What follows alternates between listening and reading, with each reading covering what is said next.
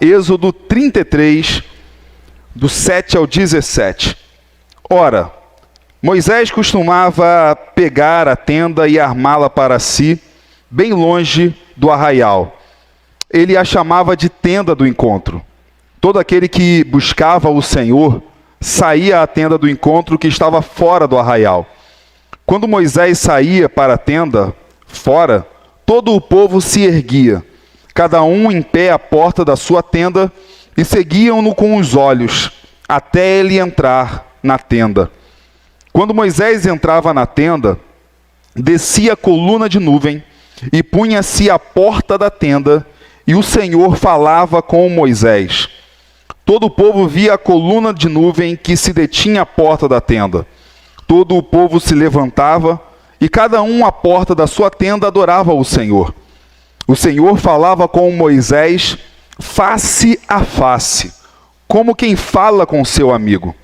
Depois Moisés voltava para o arraial, porém o moço Josué, seu auxiliar, filho de Num, não se afastava da tenda.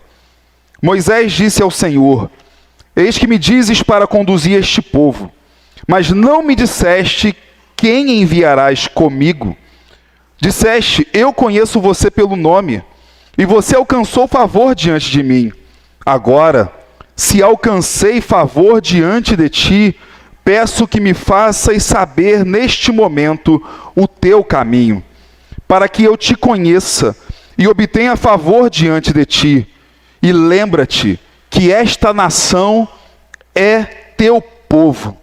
Deus respondeu: a minha presença irá com você, e eu lhe darei descanso. Então Moisés disse: se a tua presença não for comigo, não nos faças sair deste lugar. Pois como se poderá saber que alcançamos favor diante de ti, eu e o teu povo? Será que não é o fato de andares conosco, de maneira que somos separados, eu e o teu povo, de todos os povos da terra? O Senhor disse a Moisés: farei também isto que você falou, porque você alcançou favor diante de mim, e eu o conheço pelo nome. Obrigado, Ivan. Irmãos, esta passagem da Escritura Sagrada eu acho linda demais. Quando Moisés fala: se a tua presença não for conosco, se a tua presença não estiver comigo, não me faça ir adiante. Ele não tem como seguir sem a presença de Deus. E Deus promete a presença para ele. E aí ele então clama não apenas para ele, mas ele quer isso para todo o povo. Moisés está intercedendo aqui por Israel. E isso é importante, irmãos, porque é o seguinte: a gente leu essa passagem, mas muitos aí talvez não entendam em que circunstância essa conversa de Deus com Moisés aconteceu. Isso se dá logo após a famosa passagem em que o povo de Israel constrói o bezerro de ouro. Moisés está alguns dias em oração no monte, e começam a questionar se talvez Moisés nem voltasse mais. E aí persuadem Arão, irmão de Moisés, e Arão começa a dar ali algum sinal de fraqueza. O homem que Deus escolheu para ser sacerdote é um homem que acabou colaborando com a idolatria do povo de Israel. E Arão mandou trazer tudo de ouro que eles tinham. Então as pessoas tiraram seus anéis, cordões, brincos, e fizeram um bezerro de ouro. Deus se irou com aquilo. E Deus falou que deixaria Israel seguir sozinho. E ele não mais estaria com Israel. Até mesmo porque eles começaram a dar àquele bezerro de ouro a glória de ser quem tirou eles do Egito, quem deu a eles libertação. Se a gente voltar lá ao capítulo anterior, Êxodo 32, versículos 7 e 8, está escrito assim, Êxodo 32, 7 e 8. Então o Senhor disse a Moisés, vá, desça. Moisés estava buscando o Senhor no monte, jejuando já há vários dias, em oração. Então o Senhor disse a Moisés, vá, desça, porque o seu povo, o povo que você tirou do Egito, se corrompeu, e depressa se desviou do caminho que eu lhe havia ordenado. Fez para si um bezerro de metal fundido, o adorou e lhe ofereceu sacrifícios, dizendo, são estes, ó Israel, os deuses que tiraram você da terra do Egito. Então, irmãos, Israel não só constrói um bezerro de ouro, adora, sacrifica esse bezerro e dá a esse bezerro a glória de ser o libertador, dizendo, são os deuses que tiraram você do Egito. É interessante se você voltar lá atrás, irmãos, quando eles falam essa frase, estes são os deuses que tiraram você do Egito, dá a impressão que Arão tenta consertar um pouco a besteira que ele fez, que ele fala, vamos adorar o Senhor. Mas o povo não estava adorando o Senhor, Yahvé, o nome de Deus. Eles estavam adorando deuses, que eles diziam ser os libertadores deles, que tinham tirado eles do Egito. É como se Arão tivesse feito uma grande besteira e tenta consertar a besteira, achando que aquele povo, só colocando o nome do Senhor diante de um erro. Fiz algo segundo o meu coração, fiz da minha vontade e agora digo que é de Deus. E vamos adorar o Senhor, sendo que eu estou fazendo tudo do jeito que o povo quis. E eu, ao invés de frear esse povo, deixei eles caírem em pecado e aí tento fingir que a gente está adorando ao Deus verdadeiro. Deus se ira com esse povo. E a ira de Deus, irmãos, é pesada. Em Êxodo 33, está escrito assim no início do capítulo, Êxodo 33, versículo 1 ao 3, pedi para colocar para a gente aí. O Senhor disse a Moisés, suba deste lugar, você e o povo que você tirou da terra do Egito, e vá para a terra a respeito da qual jurei a Abraão, a Isaque e a Jacó. Deus está dizendo o seguinte, olha, pega esse povo, Moisés, sai daqui, mete o pé, e vai para a terra que eu vou cumprir o que eu prometi. Mas porque eu prometi a Abraão, Isaque e Jacó. A promessa que eu fiz a eles eu vou cumprir, e vou levar os filhos deles, Israel, para essa terra. Dizendo, eu a darei a sua descendência. Versículo 2, enviarei o anjo adiante de você, e expulsarei os cananeus, os amorreus, os heteus, os ferezeus, os heveus e os jebuseus. Deus está dizendo, eu vou mandar um anjo diante de Israel. E vamos expulsar, e vão ser expulsos os povos que estão ocupando a terra que é de vocês. E aí Deus fala, e aí é o pesado, irmãos, versículo 3. Vão para uma terra que mana leite e mel. Eu não irei no meio de vocês, porque vocês são um povo teimoso, para que eu não os destrua no caminho. Deus está falando, vou cumprir a promessa, vou dar para este povo, Moisés, o que eu prometi, a terra que eu prometi, terra que mana leite e mel. Vou enviar o meu anjo, um anjo poderoso que vai à frente desse povo, e vai expulsar todos esses povos de lá. Os heveus, os jebuseus, os heteus, os ferezeus, os cananeus e por aí vai. Mas eu não irei com vocês. E ao mesmo tempo que é uma demonstração de ira para com Israel, Deus dizer que não vai, Deus também está dizendo por misericórdia, está dizendo, porque se esse povo continuar fazendo o que eles fazem e eu ir com eles, eu acabo com eles. Eu destruo esse povo. Então é melhor que eu nem vá. Deus promete, irmãos, que eles vão ter uma terra. Deus promete que seus inimigos serão derrotados. Deus promete que eles vão possuir um lugar que mana leite e mel. Deus fala, eles vão ter a terra. eles vão ter suas casas, eles vão ter prosperidade. Aí Moisés fala: que adianta?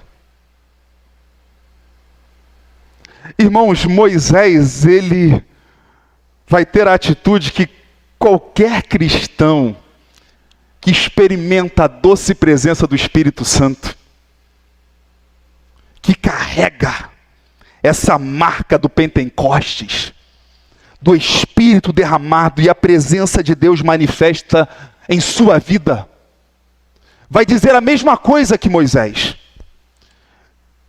De que me adianta ter um camelo do ano? Naquela época, né? Hoje o carro do ano. De que me adianta ter uma casa e prosperidade, leite e mel? De que adianta eu ter os meus inimigos derrotados? De que adianta eu prosperar, ter o trabalho e o meu negócio seguir adiante e avançar e crescer? De que adianta eu ter dinheiro? De que adianta eu ter posses se o Senhor não está conosco? Se o Senhor vai ficar longe de nós, se a sua presença não vai fazer parte da nossa vida, de que adianta eu ter tudo que se pode ter nessa vida, se eu não terei a Ti? E, irmãos, é o pensamento que eu vejo no coração de Pedro, por exemplo, porque quando Pedro começa a seguir Jesus, Pedro poderia ter ganhado muito dinheiro, porque o Senhor mandou Pedro jogar as redes no mar, e ele pescou muito peixe naquela manhã, e Deus fala para ele, Jesus fala para Pedro: olha, agora deixa isso aí, vem comigo, me segue, porque eu farei de você pescador de homens. Pedro larga os peixes, Pedro larga o barco, Pedro segue Jesus. E quando Jesus prega algo pesado, difícil, as pessoas começam a abandonar Jesus, Jesus fala para os seus discípulos: vocês também não irão? Vocês não vão embora com eles? Pedro fala: para onde iremos, ou para quem iremos? O Senhor tem as palavras de vida eterna. É como se Pedro dissesse: Senhor Jesus, meu mestre, meu amigo, eu era um pescador e eu era feliz em pescar. E eu nunca pesquei tanto peixe na minha vida naquela manhã, e eu poderia ter ganhado muito dinheiro. E o Senhor me chamou para te seguir. O Senhor não me deu garantia nenhuma, o Senhor só mandou eu ir atrás do Senhor, e eu vim. De lá para cá eu nunca tinha desfrutado de algo tão bom na minha vida. Para quem eu irei, Senhor? Para quem? Eu estou diante do Senhor. É a afirmação de Pedro. Não há nada melhor. É a afirmação de alguém, irmãos, que tem a presença de Deus manifesta.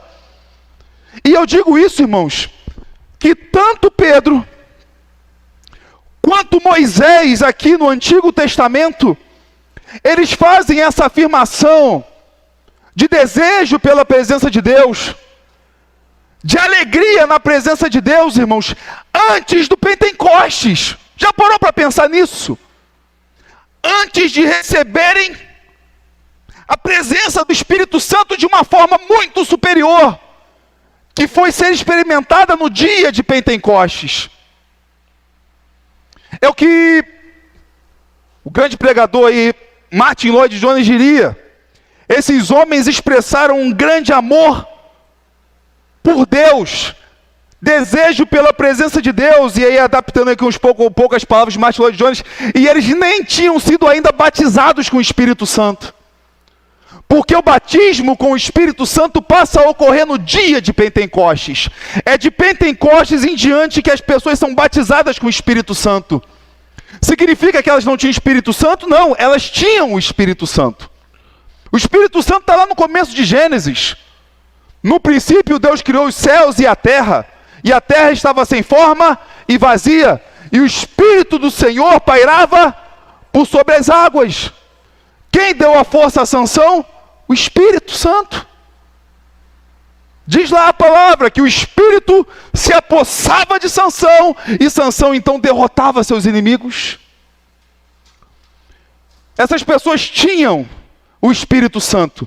Davi, depois de ter adulterado com Batseba, provocado a morte de Urias, ele escreve no seu salmo: não retires de mim o teu Santo Espírito. Ele não quer que o Senhor se aparte dele diante de todo o mal que ele fez. Ele quer continuar desfrutando da presença do Senhor e ele quer ter alegria nisso. Então ele fala: restitui-me a alegria da tua salvação. O Espírito já agia, mas é apenas em Pentecostes que vai se experimentar aquilo que se chama de batismo com o Espírito Santo. Como foi profetizado, irmãos, por João Batista: aquele sobre quem você vê descer o Espírito Santo, esse é o que batiza com o Espírito Santo. Quando João batiza Jesus, o Espírito Santo desce em Jesus na forma de uma pomba. João fala: eu batizo vocês com água para arrependimento, mas após mim virá aquele da qual eu não sou digno de, agachado, desatar as sandálias dos seus pés. Ele batizará vocês com o Espírito Santo. João Batista, esse homem que serviu ao Senhor com todo o seu coração, que deu a sua cabeça em serviço ao Senhor, foi degolado por sua fidelidade ao Senhor, de todo o seu coração. Ele diz que Jesus batizaria com o Espírito Santo. O que significa que o João Batista também não foi batizado com o Espírito Santo. Sabe o que eu quero dizer com isso, irmãos? Que esses homens desfrutaram de uma presença com Deus, e eles tinham tanta sede de Deus, e a gente tem o privilégio de desfrutar de uma presença de Deus de uma forma ainda muito mais poderosa do que eles desfrutaram no passado. E olha que Deus disse que falava com Moisés face a face, como quem fala a um amigo. E o Espírito Santo vem e é derramado sobre nós, e nós somos a morada dele. Encharcados do Espírito, marcados por ele. Irmãos, então Moisés, ele intercede pelo povo, sabe por quê? Porque a presença de Deus é mais importante do que uma terra que mana leite e mel. A presença do Senhor é mais importante do que qualquer outra coisa dessa vida. De que me adianta ter a minha terra? De que adianta ter a minha casa? Ter uma terra de prosperidade que mana leite e mel e que pode me dar muito prazer, se o Senhor não estiver conosco? De nada vale. É se desfrutar com coisas inferiores sem ter o que é superior. Moisés demonstra que a presença de Deus é mais importante do que tudo, e ele clama, e ele pega da sua intimidade com Deus para interceder em favor de todo o povo e não apenas por ele. A intimidade de Moisés com Deus, irmãos, não é para que ele tenha vantagens. A intimidade de Moisés com Deus é para a bênção de todas as pessoas. Toda pessoa, irmãos, que cresce em intimidade com Deus, ela não vive apenas para abençoar a si mesma, ela é abençoadora dos outros. Não há como alguém crescer em intimidade com Deus e querer tudo para si, e viver para a sua glória. Então Moisés, ele vai agora diante do Senhor. Ele sabe que o Senhor o ouve. Ele sabe que o Senhor sabe que o coração dele é totalmente do Senhor. O que Moisés fala, o que Moisés sabe é o mesmo que Pedro sabia, irmãos. Quando Jesus perguntou para Pedro 3 vezes: Pedro, tu me amas? Assim como Pedro tinha negado Jesus 3 vezes, Jesus dá a Pedro a oportunidade de Pedro afirmar 3 vezes que o amava. Quando Jesus pergunta a 3ª vez, o coração de Pedro se comove. Ele chora, porque ele negou Jesus 3 vezes, e pela 3ª vez Jesus está perguntando se o ama. E ele responde: Senhor, tu sabes. Tu sabes que eu te amo. é a afirmação de um homem dizendo, eu não preciso ficar por aí falando, porque o Pedro antes, irmãos, ele dizia que ele amava mais o Senhor do que todo mundo. Da boca para fora. Mas agora, arrependido, perdoado pelo Senhor, ele não fica se gabando de amar muito o Senhor. O Senhor sabe. O Senhor sonda o coração. O Senhor nos conhece no íntimo. Então, irmãos, Moisés, ele vivia sua vida clamando pelo povo, em intimidade com o Senhor. Em Êxodo 33, 7, aí o texto aí nosso texto de hoje, diz assim, ora, Moisés costumava pegar a tenda e armá-la para si fora, bem longe do arraial. Ele a chamava de tenda do encontro. Irmãos, depois vai ser construído o tabernáculo, que é o lugar central de adoração, onde tinha o santo do lugar, o santo dos santos, onde os sacerdotes prestavam sacrifício a Deus. Também foi chamado de tenda do encontro, porque era o lugar de encontro de Deus com o seu povo. Porém, o tabernáculo ele foi construído no centro do arraial, no meio do povo, do acampamento do povo de Israel. Essa tenda do encontro era uma tenda de Moisés, para que ele se achegasse ao Senhor. E ela foi construída fora do arraial. É de certa forma, irmãos, aquele que é o secreto de Deus, né, irmãos? Nosso secreto com o Senhor. Era meio que aquilo que Jesus fala para a gente, tranca a porta do teu quarto, e o Pai que te vê em secreto te recompensará. Então era meio que o secreto de Moisés, ele saía de perto, ele ia para fora do arraial, então ele tinha essa tenda do encontro, essa tenda já vem antes do tabernáculo. E a gente vê, irmãos, como que Moisés buscava o Senhor. Moisés tinha um monte de adoração, ele subia ao monte para buscar o Senhor, onde ele jejuou 40 dias, e ele tinha também a tenda do encontro. Hoje as pessoas discutem às vezes, qual é o lugar do seu secreto com Deus? Meu irmão, Moisés tinha tudo que era possível, é o monte, é a tenda do encontro, é a tenda do encontro. O negócio do Moisés é o seguinte, ele quer o Senhor, meu irmão. Ele não tem tempo para ficar discutindo qual o lugar melhor para buscar Deus, ele simplesmente buscava Deus. Então ele ia para a tenda do encontro. E diz assim, todo aquele que buscava o Senhor saía à tenda do encontro que estava fora do arraial.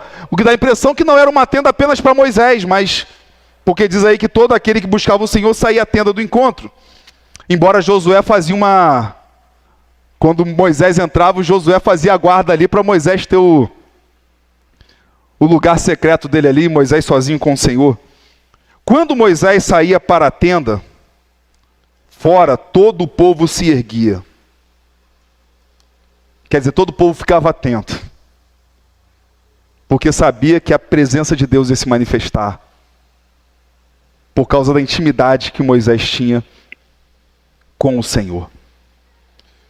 Todo o povo se erguia, cada um em pé à porta da sua tenda, e seguiam-no com os olhos até ele entrar na tenda.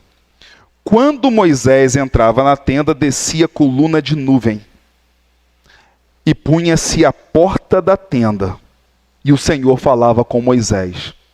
A coluna de nuvem era algo que manifestava a presença de Deus. É o que muitos chamam de Shekinah. Mas é interessante o seguinte, irmãos. O povo de Deus fala muito sobre Shekinah, como Shekinah, a presença de Deus. Só que Shekinah não está na Bíblia. A palavra Shekinah não aparece na Bíblia. A palavra Shekinah está dentro da cultura judaica, de uma palavra que simboliza a presença de Deus. Alguém vai dizer assim, então não vale, Shekinah é uma mentira? Não. Se Shekinah é uma mentira, a Trindade também é. A palavra Trindade. A palavra Trindade está na Bíblia? Não. Mas a Trindade está na Bíblia? O Deus Pai, Filho e Espírito Santo está. Mas a palavra Trindade não. Essa aí foi inventada pela igreja no decorrer da história. Shekinah está na Bíblia? Tá. No sentido de que a presença de Deus está ali. A nuvem da presença está ali. A palavra está ali? Não, a palavra não aparece no texto. Mas é o que veio a simbolizar, a significar essa palavra Shekinah, veio significar essa nuvem. A manifestação da presença de Deus. E aí percebe, irmãos, essa intimidade. Versículo 10 diz que todo o povo via a coluna de nuvem que se detinha à porta da tenda. Todo o povo então se levantava e cada um à porta da sua tenda adorava ao Senhor. Irmãos, eu fico pensando que momento maravilhoso. Está o povo de Israel no deserto e tem uma nuvem lá. A nuvem acompanha eles. E tem um momento à noite que é uma coluna de fogo. Acompanha eles durante toda a caminhada no deserto. Mas aí eu fico pensando, irmão, o seguinte: a gente está em época de nuvem, né, irmãos?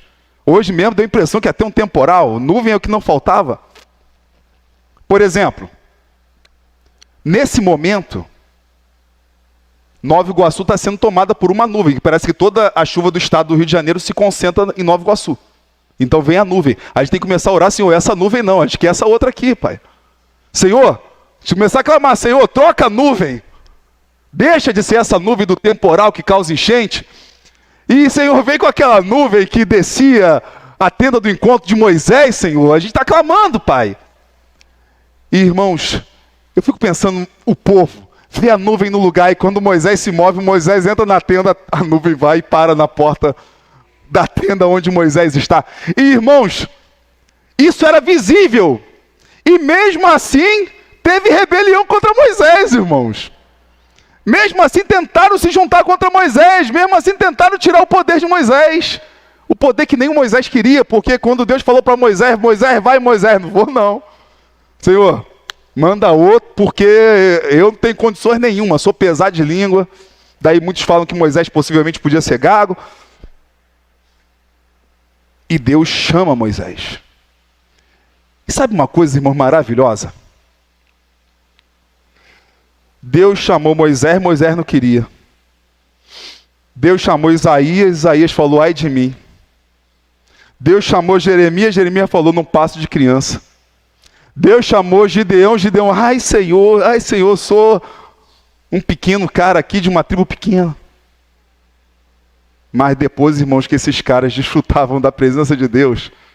Agora, quando Deus fala: Moisés, te envio. Agora Deus vai falar assim: Moisés, estou indo embora, fica aí. Aí Moisés: calma aí. Agora o Senhor me deu da doçura da tua presença, agora o Senhor vai dizer que vai embora?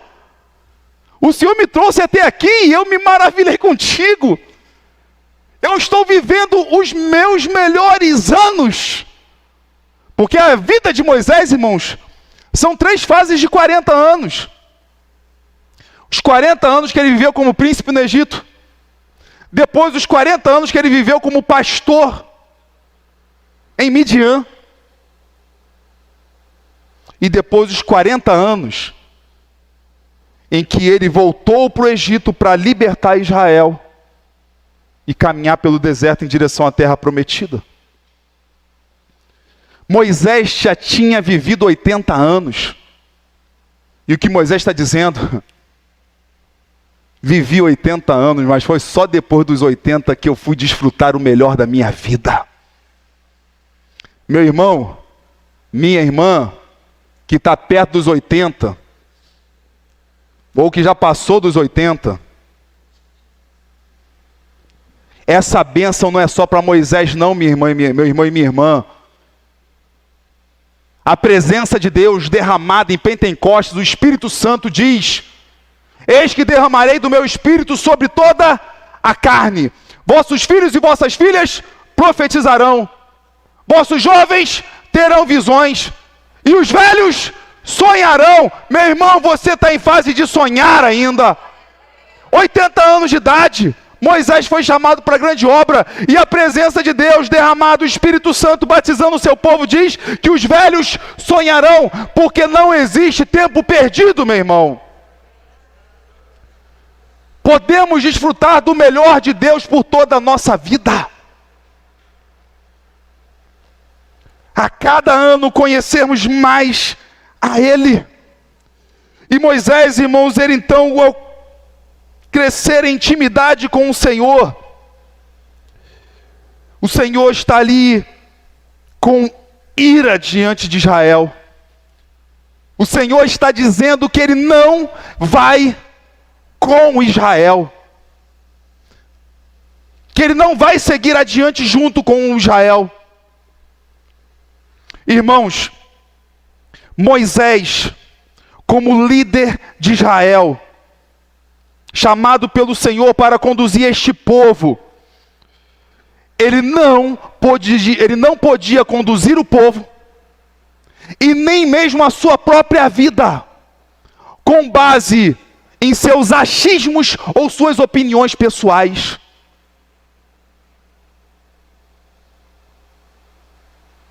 E isso é o mesmo para nós, igreja, hoje.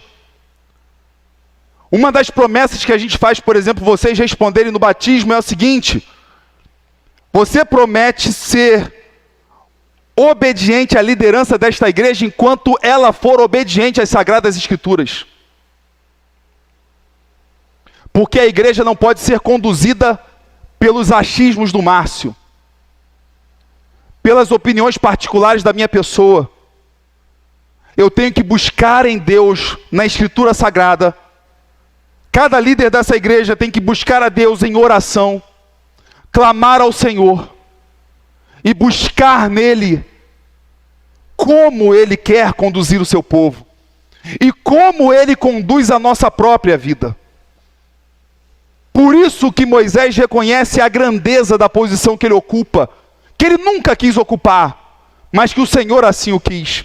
E uma vez que o Senhor colocou ele naquela posição, ele sabia: eu preciso estar com o Senhor.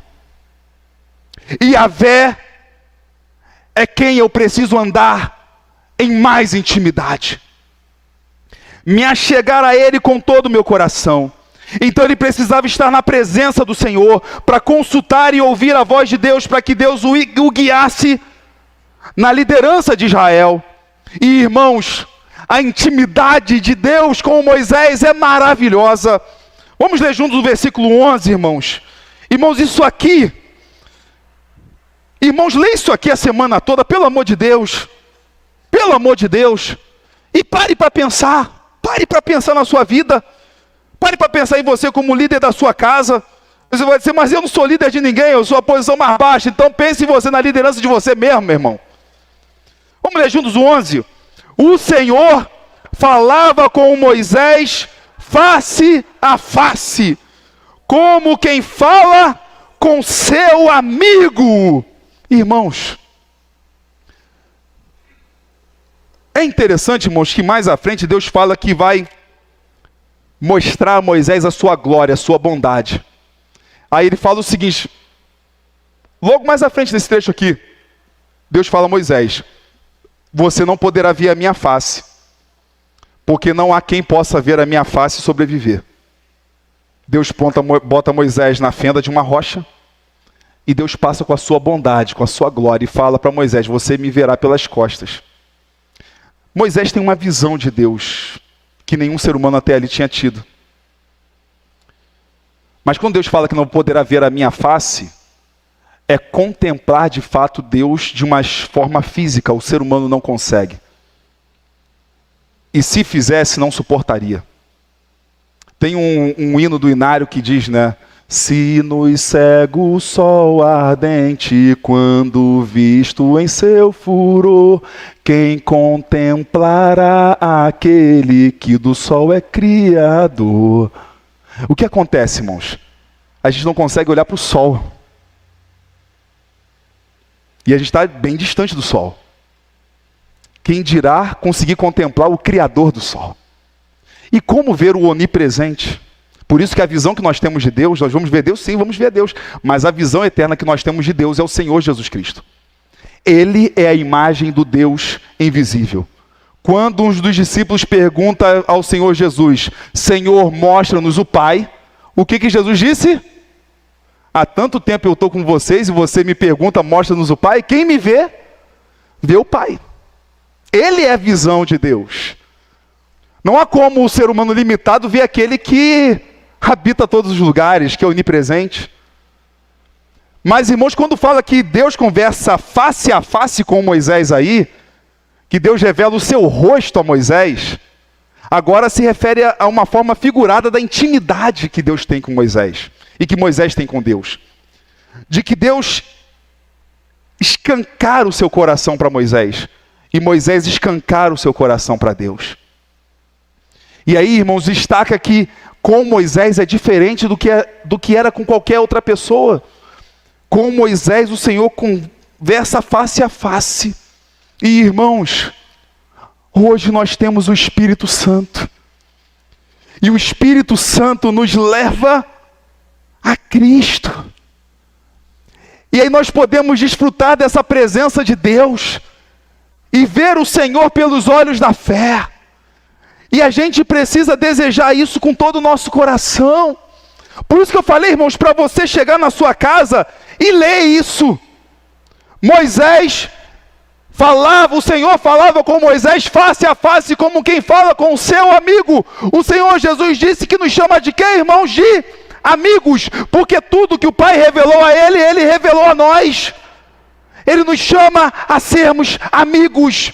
Por que ler esse texto a semana toda? Para o seu coração queimar, para você desejar. Eu quero conhecer o Senhor, eu quero vê-lo face a face, eu quero crescer em intimidade com Ele. Eu não quero raso, eu quero profundidade, eu quero intimidade, eu não quero superficial, eu quero mergulhar na presença de Deus. Eu não quero conhecê-lo de longe, eu quero conhecê-lo de perto. E vê-lo com os olhos da fé, contemplar a face dele. Eu estava cantando essa música durante o dia e veio na minha mente aqui agora. Senhor, formoso és, tua face eu quero ver.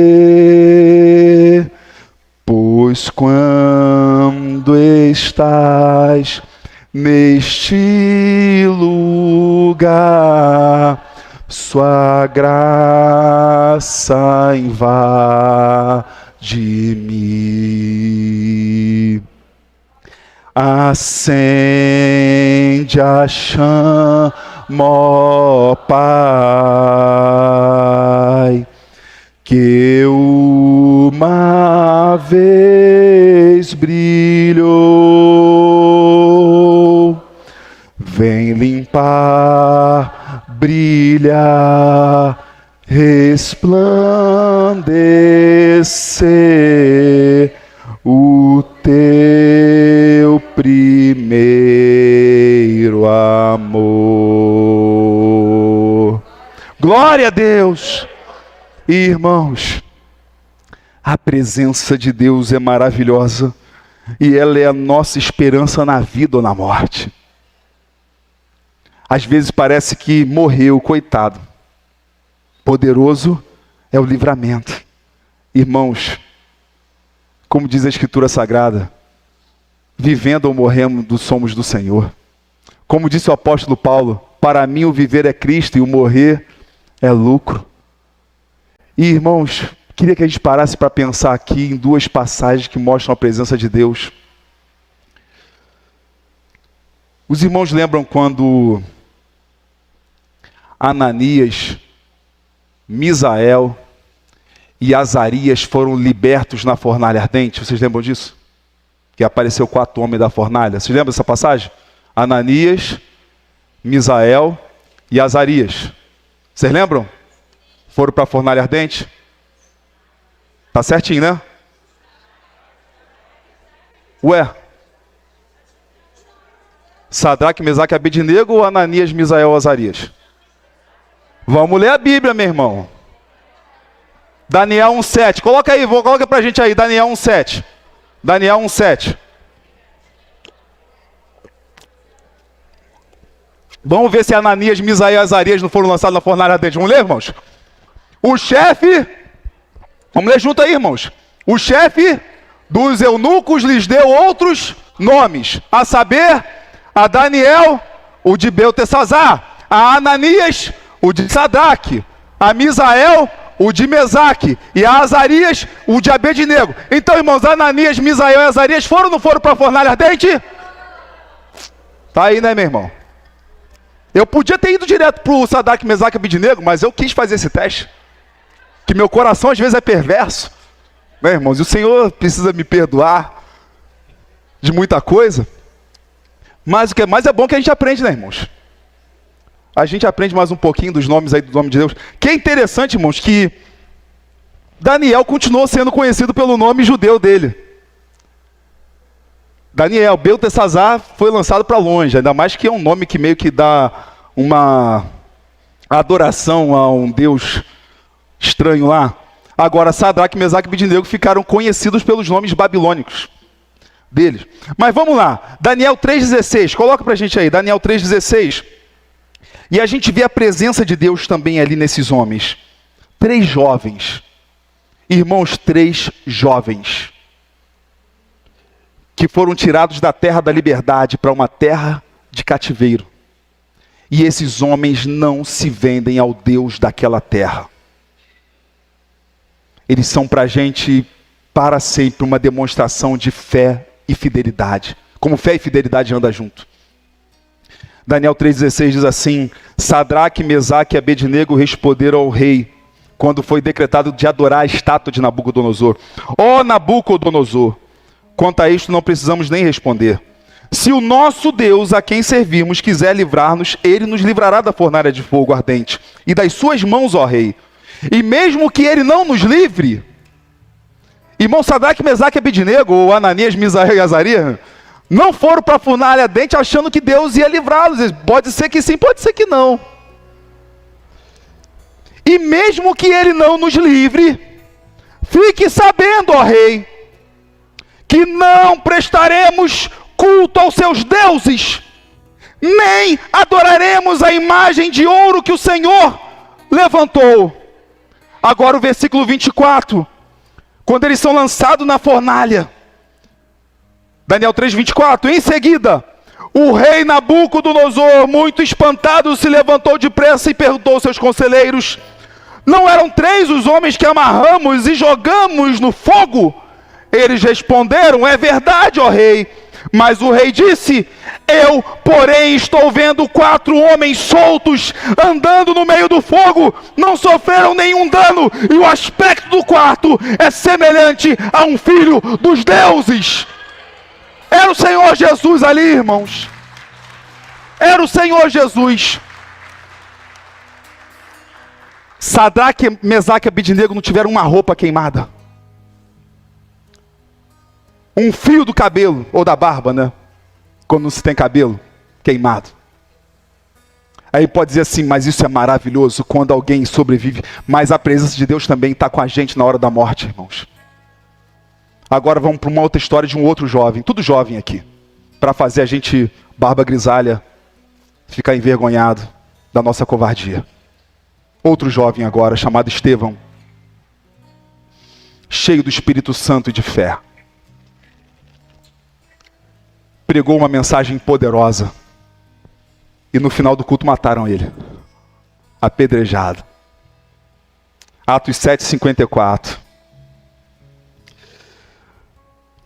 Ao ouvirem isto, Atos 7:54. Depois que ouviram assim a pregação de Estevão, proclamando o nome de Jesus desde o começo, todo o plano dele, todo o plano de Deus até chegar a Jesus.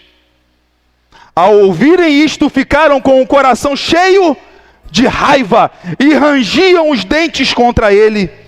Mas Estevão, também cheio da presença de Deus, cheio do Espírito Santo, fitou os olhos no céu e viu a glória de Deus e Jesus que estava à direita de Deus. Então disse: eis que vejo os céus abertos e o Filho do Homem em pé à direita de Deus. Eles, porém, gritando bem alto, tamparam os ouvidos e unânimes avançaram contra ele e, expulsando-o da cidade, o apedrejaram. As testemunhas deixaram as capas deles aos pés de um jovem chamado Saulo, e enquanto o apedrejavam, Estevão orava dizendo: Senhor Jesus, recebe o meu espírito. Então, ajoelhando-se, gritou bem alto: Senhor, não os condenes por causa deste pecado. E depois que ele disse isso, morreu. A presença de Deus sempre salva, irmãos. Tinha um dos assassinos ali, não tacou pedra, mas segurou as capas.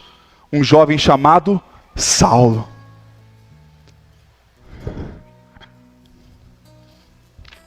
Quem escreveu isso foi Lucas, irmãos. Lucas escreveu que o olhar de Estevão era como de um anjo. E isso levou as pessoas a odiarem ainda mais a ele. Lucas escreveu que Estevão olhou para o céu e mesmo na sua morte a presença do Senhor estava com ele. Por que isso é importante, irmãos? Porque nem todos recebem o livramento de Sadraque, Mesaque e Abednego. Outros morrem como Estevão. O que une Sadraque, Mesaque e Abednego, e o que há de mais importante não é se eles morreram ou viveram. O que há de mais importante é que Jesus estava com todos eles. Quem é o quarto homem da fornalha? Eu creio, irmãos, a maioria crê, é o Senhor Jesus. Já pré-encarnado ali antes dele nascer no ventre de Maria, já numa aparição anterior. E Estevão, irmãos, quando a gente ouve falar de Jesus ao lado do Pai, a gente ouve falar que Jesus está como, irmãos, ao lado do Pai? Está sentado à direita do Pai. Agora lá em Atos 7, 56, vamos ler juntos de novo. Atos 7, 56, vamos lá? Então disse: eis que vejo os céus abertos e o Filho do Homem em pé à direita de Deus. A presença de Deus é o que mais importa. Enquanto Estevão está morrendo, irmão, sabe o que Estevão vê? Jesus está de braços abertos. Jesus não está sentado. Jesus ficou em pé para receber Estevão.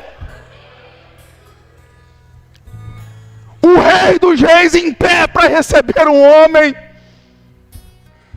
Porque o que há de mais importante não é se eles morreram ou viveram. O que há de mais importante é que o quarto homem da fornalha estava ali. É que o Filho do Homem estava em pé à direita de Deus para receber Estevão na sua morte. Jesus está presente. E aí, irmãos, como Paulo diz em Romanos 8,36. Romanos 8,36, como está escrito: por amor de ti, somos entregues à morte continuamente. Fomos considerados como ovelhas para o matadouro. Em todas estas coisas, porém, somos mais que vencedores. Vamos ler juntos o 37 e 38? Em todas estas coisas, porém, somos mais do que vencedores por meio daquele que nos amou. Porque eu estou bem certo de que nem a morte, nem a vida, nem os anjos, nem os principados, nem as coisas do presente, nem do porvir, nem os poderes, nem a altura, nem a profundidade, nem qualquer outra criatura poderá nos separar do amor de Deus que está em Cristo Jesus, nosso Senhor. Nem a morte, nem a vida. Sadraque, Mesaque e Abednego. Sadraque, Mesaque e Abednego, jovens demais para morrerem cedo. Ninguém foi, então eu também não fui. Com Jesus na vida. Porque a vida não pode separar do amor de Deus. Estevão, com Jesus na morte. Porque a morte não pode nos separar do amor de Deus. A presença dele é certa, irmãos. A gente está na vantagem. A gente está com ele. E, irmãos, a história de Moisés clamando por Israel é uma história para a gente entender que precisamos buscar a presença de Deus, tanto por nós como pelos outros. Buscar a presença de Deus, irmãos, e a gente precisa ser sensível para ouvir a Deus. Quando a gente ouve uma história de um livramento e de outro que Deus permitiu a morte, a gente vê que Deus não age do jeito que a gente acha que tem que ser sempre. Deus tem sua forma de agir. E a gente precisa ser sensível para a gente buscar a presença de Deus e entender o que Deus quer que a gente faça, para a gente crescer em sabedoria, irmãos. Duas coisas que a Bíblia fala que se a gente pedir a Deus, Ele não nega. Jesus fala que se a gente pedir o Espírito Santo ao Pai, o Pai não nega. E Tiago falou que se a gente pedir a Deus sabedoria, Deus não nega. Eu acho que está interligado, irmãos, porque se a gente tiver o Espírito Santo, a sabedoria vem junto. E aí vem a sensibilidade da gente entender o propósito de Deus. Porque a gente acha que é o seguinte, não, mas é assim, é desse jeito. Mas às vezes a gente precisa buscar a Deus para entender o que Deus quer fazer. Porque nem sempre Deus quer que as coisas sejam iguais. Por exemplo, irmãos, um dia desse aí eu estava me confidenciando, né, com meu amigo ali, pastor Daniel. O que eu já converso muito com a Beth, né, que aí a gente é um só. E eu falei com ele acerca de uma coisa que aconteceu comigo, em que em outro momento eu falaria muita coisa. Aí o pastor Daniel, meu amigão aí, falou para mim assim, mas o que você falou? E o que eu respondi, pastor? Falei nada. Porque Deus mandou eu ficar quieto. Eu só recebi uma ordem de Deus. Silêncio.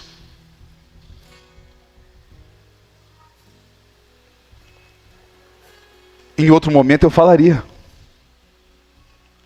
Mas naquele momento Deus disse para mim, fica quieto. Já viu igual quando a mãe fala para o filho? Senta aí e fica quieto. Foi o que Deus falou comigo. Fica quieto. Porque, irmãos, tem circunstâncias da vida que a gente acha que aconteceu uma coisa de um jeito, de uma vez, sempre vai ser do mesmo jeito. Leia a Bíblia, por exemplo, irmãos.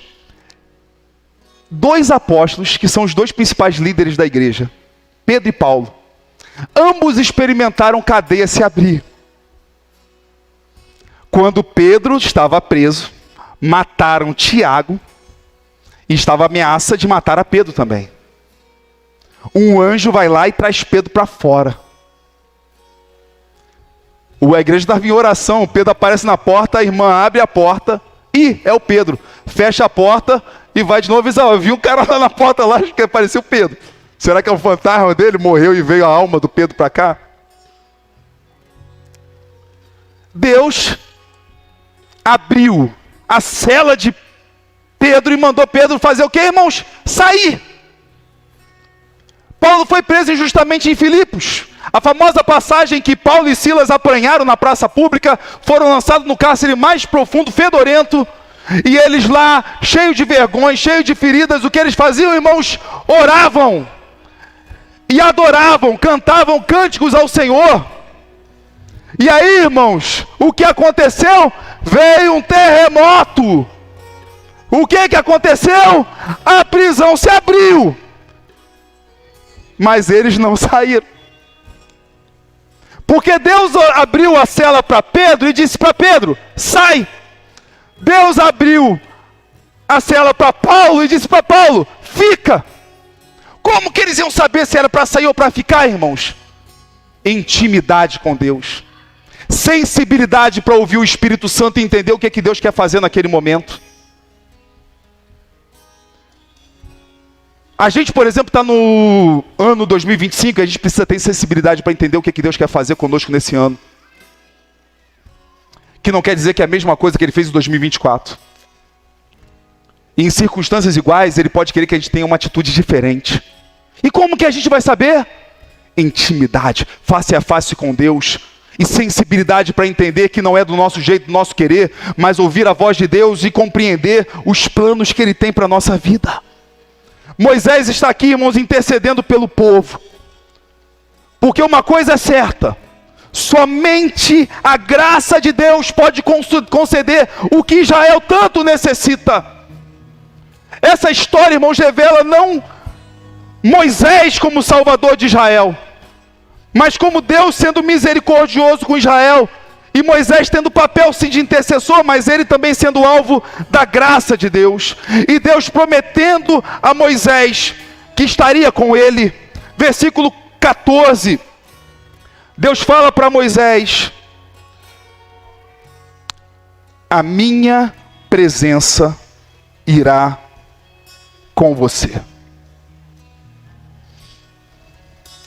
Irmãos, existem 3 coisas aqui que Moisés pede ao Senhor.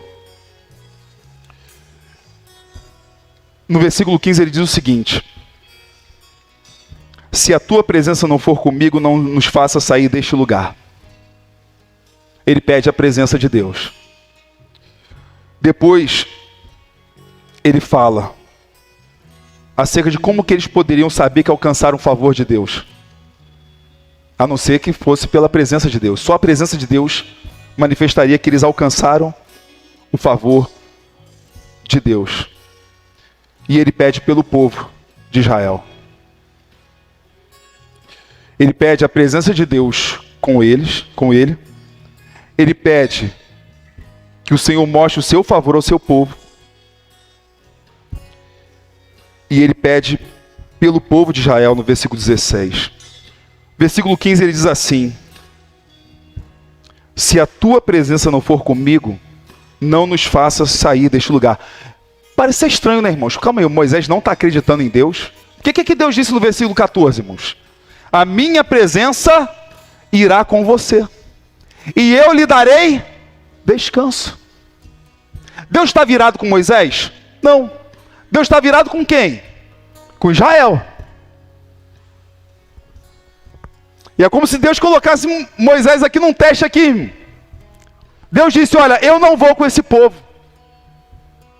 E aí Moisés clama a Deus: se eu alcancei favor diante de ti, peço que me faças saber neste momento, diz o versículo 13, o teu caminho, para que eu te conheça e obtenha favor diante de ti. E lembra-te que esta nação é teu povo. Então, irmãos, ele pede para Deus ser favorável a ele. Ele pede para Deus mostrar o caminho a ele. E ele pede a Deus para se lembrar daquela nação que é o povo dele. O que Deus disse para Moisés? A minha presença irá com você, e eu te darei descanso. Aí quando vem no versículo 16, Moisés fala assim: se a tua presença não for comigo, parece que Moisés está duvidando do Senhor. Não, irmãos. O que Moisés está dizendo é o seguinte: Senhor, eu não quero que a tua presença seja só minha. O Senhor tem que ser de todo o povo. Se a tua presença não for comigo, não nos faça sair deste lugar. Ele não está clamando para que a presença de Deus acompanhe somente ele. Deus disse que a presença dele ia abandonar Israel. E o que Moisés está pedindo? Não, Senhor. Moisés já fez esse pedido de forma semelhante. Se o Senhor não perdoar esse povo, me risca do livro que o Senhor escreveu. Se o Senhor não salvar Israel, também não me salve. Irmãos, a intimidade de Deus com Moisés está fazendo, sabe o que, irmãos? Está restaurando a imagem e semelhança de Deus em Moisés. Está dando a Moisés a bondade que só Deus tem. Está dando a Moisés a paciência que só Deus tem. Está dando a Moisés a misericórdia que só Deus tem. Porque aquele povo era chato. Aquele povo perturbava Moisés. Aquele povo afrontava Moisés. Aquele povo falava mal de Moisés. E Moisés está pedindo: se a tua presença não for comigo, não me faças sair com este povo. O que ele está pedindo? Senhor, só para mim não. Tem que ser para todo Israel. Tem que ser para todo Israel. Tem uma passagem, irmãos, que Moisés mesmo que meio que distribui dos seus dons, do seu espírito para outros do povo. E outras pessoas começam a profetizar. E uma das pessoas próximas ali de Moisés vai falar com Moisés: Moisés, eu encontrei um indivíduo profetizando ali no meio do arraial.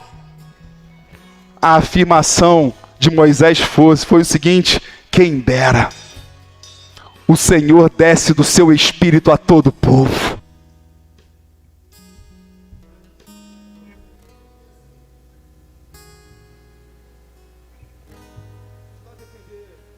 Então não... Som. Quis lá defender Moisés, meio que dizia assim: ó Moisés, Essa posição é só tua.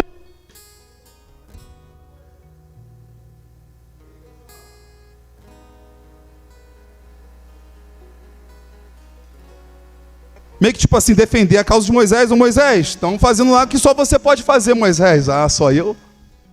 Quem dera todo o povo recebesse o Espírito. E isso aconteceu, irmãos, em Pentecostes. Deus derramou o seu Espírito sobre toda a carne.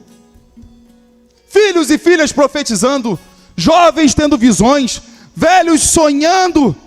E aí, irmãos, o Senhor prossegue dizendo, versículo 16, Moisés, aliás, prossegue dizendo: pois como se poderá saber que alcançamos favor diante de ti, eu e o teu povo, senão, será que não é o fato de andares conosco, de maneira que somos separados eu e o teu povo, de todos os povos da terra?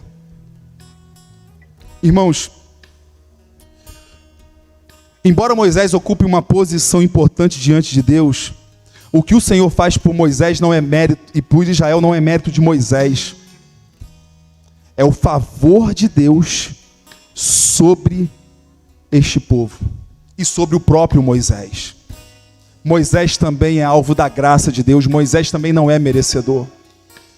Pois como se poderá saber que alcançamos favor diante de ti? Moisés está dizendo o seguinte: como se poderá saber que a tua graça está sobre a nossa vida, se não é pelo fato de que o Senhor anda com a gente? Diferente de todos os outros povos, somos um povo separado por ti. O que Moisés está dizendo é o seguinte, irmãos, e serve para a igreja hoje: nós não somos melhores do que ninguém nessa terra. Somos tão pecadores do que qualquer ser humano que existe nesse país. Qual é a diferença? A diferença é o seguinte, irmãos: somos amados por Deus, e a presença dele está na nossa vida, e nós desejamos o Senhor com todo o nosso coração, e o Senhor Jesus faz de nós o seu povo, filhos do seu Pai. Não é nós, irmãos, mas aquele que habita em nós, aquele que decidiu nos abençoar. E, irmãos, Moisés não tem poder para carregar o peso do pecado do povo. Somente Deus pode fazer isso. O Senhor diz no versículo 17: o Senhor disse a Moisés: farei também isto que você falou, porque você alcançou favor diante de mim, e eu o conheço pelo nome. Irmãos, eu penso nesse versículo 17, que Moisés diz, que Deus diz a Moisés, aliás: você alcançou favor diante de mim. E aí Deus abençoa todo o povo, e eu o conheço pelo nome.